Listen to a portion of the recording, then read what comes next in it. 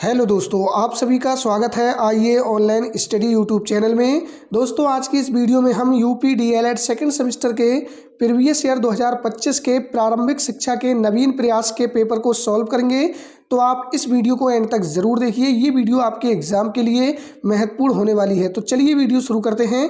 पहला प्रश्न आप यहाँ पे देख सकते हैं, पूछा गया था, जब कोई बालक किसी भी अवस्था में प्रारंभिक शिक्षा पूर्ण किए बिना ही विद्यालय छोड़कर चला जाता है तो इसे क्या कहते हैं? ह्रास, पृथक्करण, अपव्यय या अवरोधन। तो आपको बताना है इनमें से कौन सा विकल्प आपका सही आंसर है। तो इस प्रश्न का जो सही आंसर है वो आपका हो जाएगा ऑप्शन सी, अपव्यय। आपको याद रखना है, जब कोई छात्र किसी भी अवस्था में प्रारंभिक शिक्षा पूर्ण किए बिना ही विद्यालय छोड़कर चला जाता है तो उसे अपव्यय कहते हैं। दोस्तों, आपसे अवरोधन भी पूछा जाता है। अवरोधन क्या होता है? इसका अर्थ होता है किसी छात्र का एक ही कक्षा में 1 वर्ष से अधिक समय तक रुकना। ठीक है, तो आपको अपव्यय और अवरोधन ये दोनों शब्द याद रखना है। अपव्यय का अर्थ होता है जब कोई बालक किसी भी अवस्था में प्रारंभिक शिक्षा पूर्ण किए बिना ही विद्यालय छोड़कर चला जाता है, और अवरोधन क्या होता है? जब कोई छात्र किसी कक्षा में 1 वर्ष से अधिक समय तक रुकता है। ठीक है, तो आपको ये दोनों याद रखने हैं। इस प्रश्न का जो सही आंसर होगा वो ऑप्शन सी हो जाएगा। ठीक है, बात करें अगले प्रश्न की। प्रश्न नंबर 2 में आपसे पूछा है, राष्ट्रीय शैक्षिक अनुसंधान एवं प्रशिक्षण परिषद का मुख्यालय कहाँ स्थित है? दोस्तों, राष्ट्रीय शैक्षिक अनुसंधान एवं प्रशिक्षण परिषद यानी कि NCERT। ठीक है, NCERT। दोस्तों, कई बार आपसे फुल फॉर्म भी पूछी गई है, तो आपको याद रखना है national council of educational research and training. ठीक है, अब बात करें यहाँ पे क्या पूछा गया है, इसका मुख्यालय कहाँ है? तो आपको बताना है भुवनेश्वर, लखनऊ, मद्रास या नई दिल्ली। तो इसका जो सही आंसर होगा वो हो जाएगा आपका ऑप्शन डी, NCERT का मुख्यालय है नई दिल्ली में। ठीक है, और दोस्तों यदि आपसे पूछी जाए इसकी स्थापना कब हुई तो आपको याद रखना है 1961 में। ठीक है, बात करें अगले प्रश्न की। प्रश्न नंबर 3 में आपसे पूछा है, उत्तर प्रदेश में मिड डे मील योजना का शुभारंभ किस वर्ष हुआ? तो आपको बताना है यूपी में मिड डे मील योजना का शुभारंभ किस वर्ष हुआ। ठीक है, तो आपको याद रखना है मिड डे मील यानी कि माध्याह्न भोजन योजना का शुभारंभ वर्ष 1995 में किया गया। इस योजना का उद्देश्य प्राथमिक शिक्षा का सार्वभौमिकरण और बच्चों के पोषण स्तर में सुधार करना था। ठीक है, तो आपका जो सही आंसर होगा वो ऑप्शन सी हो जाएगा। ठीक है, 1995 से 1996। तो कौन सा सही आंसर होगा?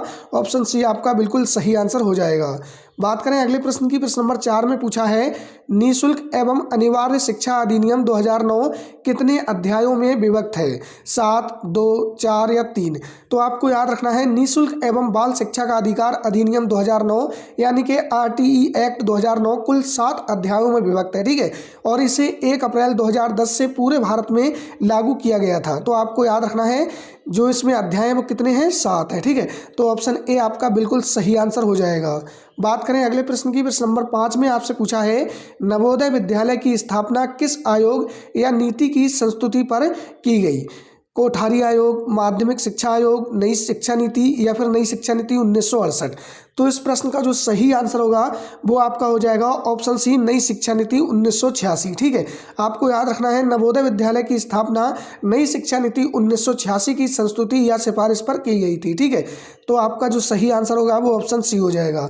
दोस्तों, आपको याद रखना है यदि आपसे पूछा जाए कि माध्यमिक शिक्षा आयोग किसे कहते हैं तो आपको याद रखना है मुदालियर आयोग को। ठीक है, और दोस्तों यदि आपसे पूछा जाए कोठारी आयोग को और किस नाम से जाना जाता है तो आपको याद रखना है इसे राष्ट्रीय शिक्षा आयोग के नाम से भी जाना जाता है। ठीक है, दोस्तों यदि अभी तक आपने इस वीडियो को लाइक नहीं किया है तो वीडियो को लाइक ज़रूर कर दीजिए, और चैनल पर नए हैं तो और क्लास देखने के लिए चैनल को सब्सक्राइब भी कर लीजिए। बात करें अगले प्रश्न की। प्रश्न नंबर 6 में पूछा है, शिक्षक शिक्षा हेतु नियामक संस्था है NCTE, NCERT, GTE या MHRD। तो आपको बताना है शिक्षक शिक्षा हेतु नियामक संस्था कौन सी है? तो इस प्रश्न का जो सही आंसर होगा वो आपका हो जाएगा NCTE। ठीक है, कई बार दोस्तों आपसे NCTE की फुल फॉर्म भी पूछी जाती है, तो आपको याद रखना है national council for teacher education. ठीक है, तो ऑप्शन ए आपका इस प्रश्न का बिल्कुल सही आंसर हो जाएगा। बात करें अगले प्रश्न की। प्रश्न नंबर 7 में पूछा है, शिक्षा को किस सूची में रखा गया है? केंद्रीय सूची, समवर्ती सूची, राज्य सूची या फिर इनमें से कोई नहीं। तो आपको याद रखना है शिक्षा को समवर्ती सूची में रखा गया है। पहले शिक्षा राज्य सूची का विषय थी, लेकिन 42वें संविधान संशोधन 1976 के माध्यम से शिक्षा को राज्य सूची से समवर्ती सूची में स्थानांतरित कर दिया गया। ठीक है, तो इस प्रश्न का जो सही आंसर होगा अब कौन सा हो जाएगा? ऑप्शन बी हो जाएगा, समवर्ती सूची। अब केंद्र और राज्य सरकारें दोनों ही शिक्षा से संबंधित कानून बना सकती हैं। ठीक है, तो ऑप्शन बी आपका बिल्कुल सही आंसर हो जाएगा।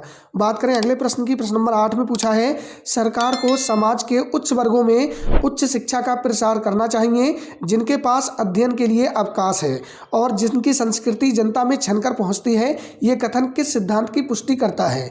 निस्यंदन का सिद्धांत, पुनर्वलन का सिद्धांत, प्राच्य पाश्चात्य विवाद या फिर हंटर आयोग? तो इस प्रश्न का जो सही आंसर होगा, ये जो सिद्धांत है ये किसकी पुष्टि करता है? निस्यंदन का सिद्धांत, यानी कि ऑप्शन ए आपका सही आंसर हो जाएगा। निस्यंदन का सिद्धांत यानी कि इसे छनाई का सिद्धांत भी कहते हैं और ये सिद्धांत लॉर्ड मैकाले ने दिया था। ठीक है, तो ऑप्शन ए आपका सही आंसर हो जाएगा। बात करें अगले प्रश्न की, प्रश्न नंबर 9 में पूछा है, राष्ट्रीय शिक्षा आयोग 1964 से 1966 अन्य किस नाम से जाना जाता है? मुदालियर आयोग, कोठारी आयोग, राधाकृष्ण आयोग या फिर हंटर कमीशन? तो आपको याद रखना है, इसे कोठारी आयोग के नाम से भी जाना जाता है। ऑप्शन बी आपका सही आंसर हो जाएगा। राष्ट्रीय शिक्षा आयोग, जिसे लोकप्रिय रूप से कोठारी आयोग के नाम से जाना जाता है, इसका गठन डॉक्टर दौलत सिंह कोठारी की अध्यक्षता में किया गया। ठीक है, बात करें मुदालियर आयोग, तो दोस्तों आपको याद रखना है, इसे किस नाम से जाना जाता है? इसे माध्यमिक शिक्षा आयोग के नाम से भी जाना जाता है। और बात करें राधाकृष्ण आयोग, इसे विश्वविद्यालय शिक्षा आयोग के नाम से भी जाना जाता है। ठीक है, और हंटर आयोग को भारतीय शिक्षा आयोग के नाम से जाना जाता है। ठीक है, बात करें अगले प्रश्न की, प्रश्न नंबर 10 में पूछा है, कस्तूरबा गांधी बालिका विद्यालय योजना का क्षेत्र है ग्रामीण, नगरीय, ग्रामीण और नगरीय दोनों या फिर मेट्रो? इस प्रश्न का जो सही आंसर होगा वो ऑप्शन ए हो जाएगा। कस्तूरबा गांधी बालिका विद्यालय योजना का जो क्षेत्र है वो ग्रामीण है। ठीक है, ये योजना मुख्य रूप से ग्रामीण क्षेत्रों में शैक्षणिक रूप से पिछड़े SC, ST, OBC और अल्पसंख्यक समुदायों की लड़कियों के लिए कक्षा 6 से 12 तक की आवासीय शिक्षा प्रदान करती है। ठीक है, ऑप्शन ए आपका इस प्रश्न का सही आंसर होगा। बात करें अगले प्रश्न की, प्रश्न नंबर 11 में पूछा है, स्कूली शिक्षा के शैक्षिक बोझ को कम करने से संबंधित समिति के अध्यक्ष हैं? तो इस प्रश्न का जो सही आंसर होगा वो आपको बताना है। ठीक है, स्कूली शिक्षा के शैक्षिक बोझ को कम करने से संबंधित समिति यशपाल समिति के अध्यक्ष प्रोफेसर यशपाल थे। इस समिति ने बिना बोझ के सीखना यानी कि लर्निंग विदाउट बर्डन शीर्षक से रिपोर्ट पेश की। तो आपका जो सही आंसर होगा वो ऑप्शन ए हो जाएगा। बात करें अगले प्रश्न की, प्रश्न नंबर 12 में पूछा है, लॉर्ड कर्जन ने शिमला आयोजन कब किया? 1901 में, 1900 में, 1904 में या फिर सन 1905 में? तो आपको याद रखना है, लॉर्ड कर्जन ने सन 1901 में शिमला में एक प्रमुख शैक्षणिक सम्मेलन का आयोजन किया। यह सम्मेलन भारतीय शिक्षा प्रणाली में सुधार के लिए आयोजित किया गया था। ठीक है, तो कौन सा आपका सही आंसर होगा? ऑप्शन ए आपका बिल्कुल सही आंसर हो जाएगा, सन 1901। बात करें अगले प्रश्न की, प्रश्न नंबर 13 में पूछा है, संपूर्ण साक्षरता अभियान का प्रेरक वाक्य है? एक पढ़ाएं एक, एक पढ़ाएं दो, दो पढ़ाएं एक या फिर सब पढ़ाएं सब? तो इस प्रश्न का जो सही आंसर होगा वो हो जाएगा आपका ऑप्शन ए, एक पढ़ाएं एक। आपको याद रखना है, इस अभियान का उद्देश्य 15 से 35 वर्ष के आयु वर्ग के व्यक्तियों को कार्यात्मक साक्षरता प्रदान कर देश से निरक्षरता का उन्मूलन करना है। ठीक है, तो ऑप्शन ए आपका सही आंसर हो जाएगा। संपूर्ण साक्षरता अभियान का प्रेरक वाक्य है, एक पढ़ाएं एक। बात करें अगले प्रश्न की, प्रश्न नंबर 14 में आपसे पूछा है, बाल अधिकार का प्रस्ताव पारित किया? संयुक्त राष्ट्र संघ ने, यूनेस्को ने, भारत सरकार ने या विश्व बैंक ने? तो इस प्रश्न का जो सही आंसर होगा वो आपका हो जाएगा ऑप्शन ए। ठीक है, बाल अधिकार का प्रस्ताव पारित किया संयुक्त राष्ट्र संघ ने। ठीक है, ऑप्शन ए आपका सही आंसर हो जाएगा, जिसे 1989 में अपनाया गया था। ठीक है, आपको याद रखना है। बात करें दोस्तों अगले प्रश्न की, प्रश्न नंबर 15 में आपसे पूछा है, राष्ट्रीय शिक्षा नीति 1986 की समीक्षा के लिए श्री राममूर्ति की अध्यक्षता में समिति का गठन कब किया गया था? 1992 में, 1990 में, 1988 में या फिर 1968 में? तो इस प्रश्न का जो सही आंसर होगा वो ऑप्शन बी हो जाएगा। ठीक है, श्री राममूर्ति की अध्यक्षता में समिति का गठन सन 1990 में किया गया था। ठीक है, तो दोस्तों ये आपके 15 बहुविकल्पीय प्रश्न हो गए हैं जो 2025 में आपसे पूछे गए थे। 15 प्रश्नों में से आपके कितने प्रश्न सही थे कमेंट में ज़रूर बताइए। अब दोस्तों हम बहुविकल्पीय के बाद अति लघु उत्तरीय प्रश्नों को हल करेंगे। तो यहाँ पे आप देख सकते हैं प्रश्न नंबर 16 में आपसे पूछा गया है, जिला शिक्षा एवं प्रशिक्षण संस्थान की स्थापना किस शिक्षा आयोग या नीति की संस्तुति पर हुई? तो आपको बताना है जिला शिक्षा एवं प्रशिक्षण संस्थान यानी कि डाइट की स्थापना किस शिक्षा आयोग या नीति की सिफारिश पर हुई थी? तो आपका आंसर हो जाएगा जिला शिक्षा एवं प्रशिक्षण संस्थान यानी कि डाइट की स्थापना राष्ट्रीय शिक्षा नीति 1986 की संस्तुति पर की गई थी। इसका मुख्य उद्देश्य प्राथमिक शिक्षा की गुणवत्ता में सुधार और जिला स्तर पर शिक्षा प्रणाली का विकेंद्रीकरण कर शिक्षकों को प्रशिक्षण यानी कि सेवा पूर्व और सेवारत तथा शैक्षिक संसाधन सहायता प्रदान करना है। ठीक है, तो आपका जो सही आंसर होगा वो क्या हो जाएगा? राष्ट्रीय शिक्षा नीति 1986 की संस्तुति पर डाइट की स्थापना की गई थी। बात करें अगले प्रश्न की, प्रश्न नंबर 17 में पूछा है हंसा मेहता समिति 1962 के प्रमुख सुझाव को लिखिए। तो आपका आंसर होगा हंसा मेहता समिति 1962 का गठन शिक्षा में लैंगिक समानता विशेषकर पाठ्यक्रम में अंतर की जांच करने के लिए किया गया था। इसका प्रमुख सुझाव में शिक्षा के सभी स्तरों पर लड़के लड़कियों के लिए समान पाठ्यक्रम, लड़कियों के लिए 14 वर्ष तक अनिवार्य शिक्षा, विज्ञान और गणित में भागीदारी तथा कला और गृह विज्ञान की उचित व्यवस्था शामिल थी। ठीक है, बात करें अगले प्रश्न की, प्रश्न नंबर 18 में पूछा है स्कूल रेडीनेस प्रोग्राम क्या है?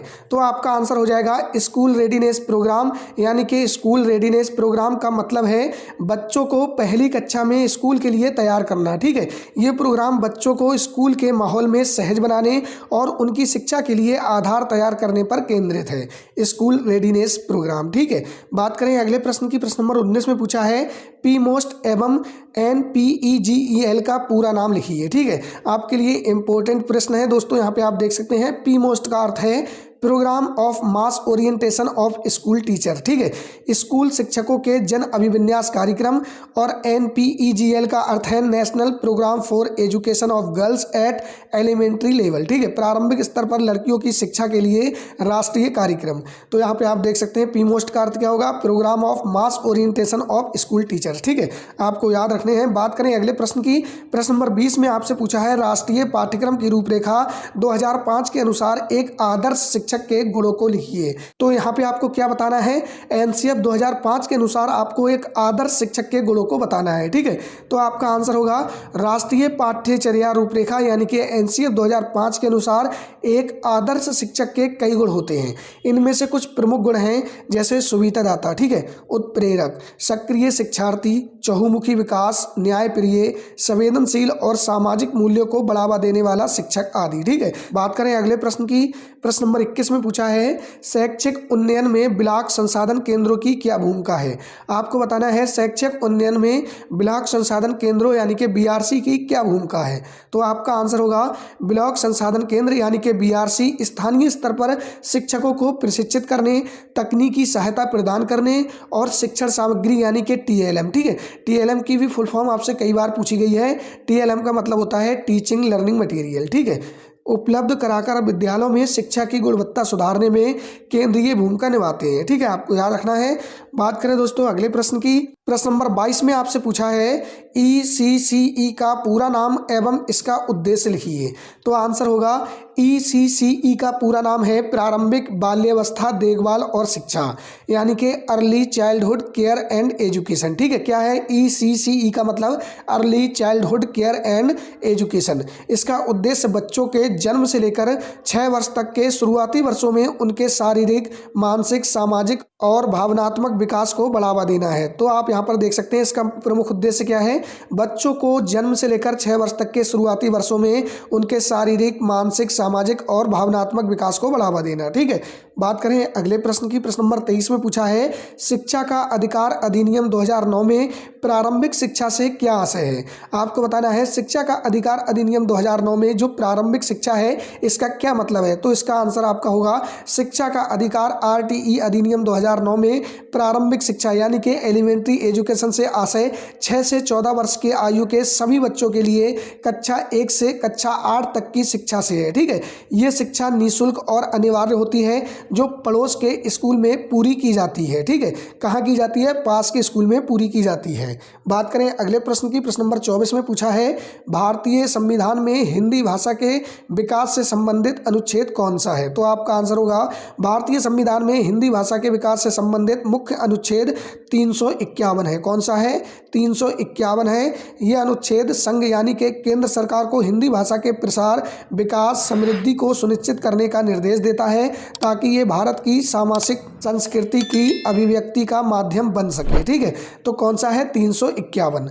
बात करें अगले प्रश्न की, प्रश्न नंबर 25 में पूछा है स्कूल चलो अभियान कब प्रारंभ किया गया? तो आपका आंसर होगा उत्तर प्रदेश में प्राथमिक शिक्षा को बढ़ावा देने, नामांकन बढ़ाने और बच्चों यानी कि 6 से 14 वर्ष की 100% उपस्थिति सुनिश्चित करने के लिए स्कूल चलो अभियान की शुरुआत वर्ष 2001 से 2002 में हुई। कब हुई? 2001 से 2002 में हुई। ठीक है, बात करें अगले प्रश्न की, प्रश्न नंबर 26 में पूछा है सर्व शिक्षा अभियान की 2 मुख्य विशेषताएं लिखिए। तो आपका आंसर होगा सर्व शिक्षा अभियान भारत सरकार का एक प्रमुख कार्यक्रम है जिसकी 2 मुख्य विशेषताएं निम्नलिखित है। कौन कौन सी? निःशुल्क और अनिवार्य शिक्षा।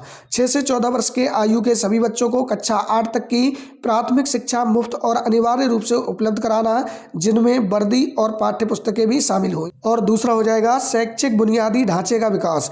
स्कूलों से वंचित बस्तियों में नए स्कूल स्थापित करना, साथ ही मौजूदा स्कूलों में अतिरिक्त कक्षाएं, शौचालय, पेयजल और शिक्षक प्रदान करना ताकि 2010 तक सार्वभौमिक प्रतिधारण यानी कि रिटेंशन प्राप्त किया जा सके। बात करें अगले प्रश्न की, प्रश्न नंबर 27 में पूछा है डॉक्टर सर्वपल्ली राधाकृष्णन से संबंधित आयोग का नाम लिखिए। तो आपका आंसर हो जाएगा डॉक्टर सर्वपल्ली राधाकृष्णन से संबंधित आयोग का नाम है विश्वविद्यालय शिक्षा आयोग यानी कि यूनिवर्सिटी एजुकेशन कमीशन। ठीक है, क्या हो जाएगा? यूनिवर्सिटी एजुकेशन कमीशन, जिसे राधाकृष्णन आयोग के नाम से भी जाना जाता है।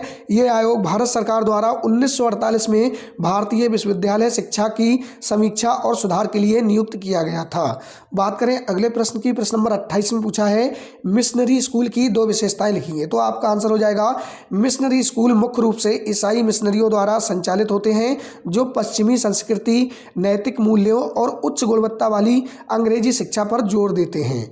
बात करें अगले प्रश्न की, प्रश्न नंबर 29 में पूछा गया है डीपीईपी परियोजना का मुख्य कार्य क्या है?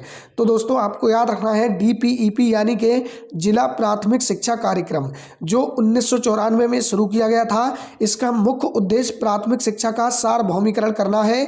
इसके मुख्य कार्यों में प्राथमिक शिक्षा तक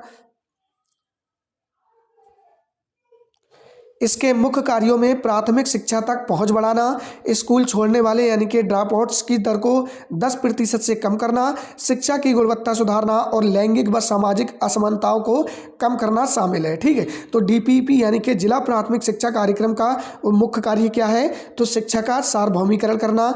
और इसके मुख्य कार्यों में क्या है? स्कूल छोड़ने वाले यानी कि ड्रॉप आउट्स की दर को 10% से कम करना, शिक्षा की गुणवत्ता सुधारना और लैंगिक सामाजिक असमानताओं को दूर करना। ठीक है, बात करें अगले प्रश्न की, प्रश्न नंबर 30 में पूछा गया है बेसिक शिक्षा अधिनियम कब पारित हुआ? तो आपका आंसर होगा उत्तर प्रदेश बेसिक शिक्षा अधिनियम 1972 में पारित हुआ।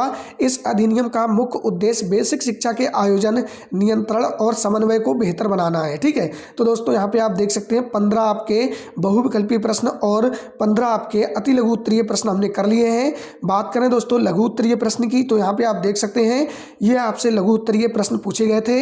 यदि दोस्तों इन्हें हल करेंगे तो वीडियो बहुत लंबा हो जाएगा, तो आप दोस्तों इनको एक बार जरूर पढ़ लीजिए। तो दोस्तों यूपी डीएलएड से संबंधित सभी लेटेस्ट अपडेट और क्लासेस के लिए आप चैनल को सब्सक्राइब जरूर कर लीजिएगा। मिलते हैं आपसे किसी नेक्स्ट वीडियो में, और वीडियो अच्छी लगी हो तो वीडियो को लाइक करके जरूर जाइएगा। ठीक है।